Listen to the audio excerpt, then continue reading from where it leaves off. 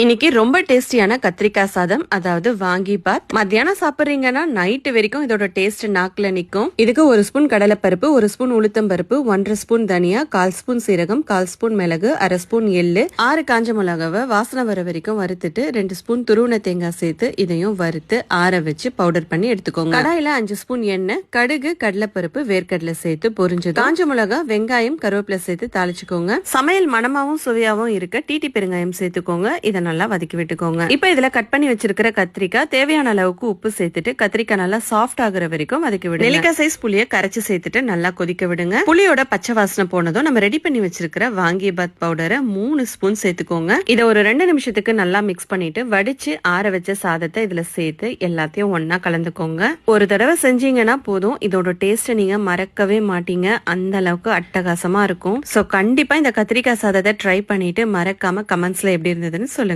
Thanks for watching.